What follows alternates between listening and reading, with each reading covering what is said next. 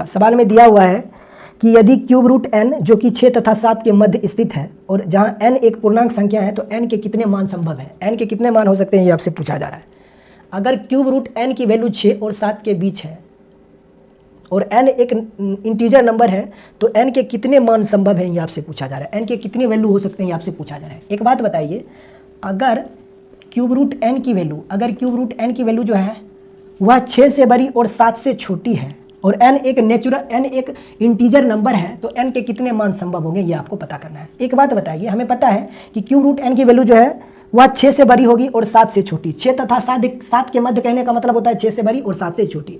मान लीजिए अगर क्यूब रूट n की वैल्यू अगर 6 होता, तो यहाँ से n की वैल्यू आपको मिलता 216। इसमें कोई आपत्ति नहीं होना चाहिए आपको, ठीक है। अब मान लीजिए कि अगर क्यूब रूट n की वैल्यू 7 होता, अगर क्यूब रूट n की वैल्यू जो होगा वह 7 होगा तो यहाँ से n की वैल्यू आपको क्या मिलता, 7 का क्यूब यानी कि 343। 7 का क्यूब जो होगा वह 343 हो जाएगा। इसमें कोई आपत्ति नहीं होना चाहिए। देखिए इसको मैं थोड़ा सा अच्छे से लिखता हूँ। मान लीजिए अगर क्यूब रूट n की वैल्यू अगर 6 ही होता, हमें पता है कि क्यूब रूट n की वैल्यू जो है वह 6 से बड़ी है और 7 से छोटी है, लेकिन मान के चलिए अगर क्यूब रूट n की वैल्यू 6 ही होता तो यहाँ से n की वैल्यू आपको मिल जाता 216। 6 का क्यूब 216, ठीक है।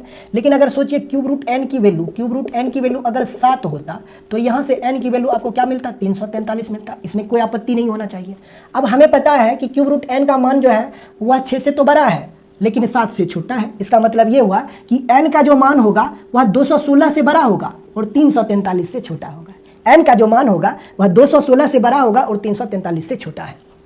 अगर क्यूब रूट n की वैल्यू 6 तथा 7 के बीच है, इसका मतलब यह हुआ कि क्यूब रूट n की वैल्यू जो होगा वह 6 से बड़ी होगी और 7 से छोटी होगी। क्यूब रूट n की वैल्यू अगर 6 होता तो n का मान 216 होता और अगर क्यूब रूट n की वैल्यू 7 होता तो n की वैल्यू 343 होगा। लेकिन हमें पता है कि इसका मान जो है वह 6 से बड़ा है और 7 से छोटा है, तो इसका मतलब यह हुआ कि n की वैल्यू जो होगा वह 216 से बड़ा होगा लेकिन 343 से छोटा होगा। तो आप बताइए 216 से बड़ा और 343 से छोटा, इन दोनों के बीच में कुल कितने इंटीजर नंबर है, वही आपका उत्तर होगा। यानी कि इससे बड़ा लेना है, इससे बड़ा पूर्णांक और इससे छोटा पूर्णांक, लगातार सभी पूर्णांक लेना है क्योंकि n जो है वह एक इंटीजर नंबर है। तो n का जो मान हो जाएगा वह क्या होगा, 216 से बड़ा पूर्णांक क्या होता है, 217, फिर हो जाएगा 218, फिर हो जाएगा 219 और इसी प्रकार से ये चलता जाएगा कहाँ तक, 343 तक नहीं, 343 से जस्ट छोटा पूर्णांक यानी कि 342 तक चलता जाएगा। तो आप बताइए यहाँ से लेकर यहाँ तक कुल कितने इंटीजर नंबर होंगे, ये आपको पता करना है। तो आप बताइए क्या ये एपी का सीरीज है, आपको बिल्कुल ये एपी का सीरीज है। तो एपी में कोई सीरीज हो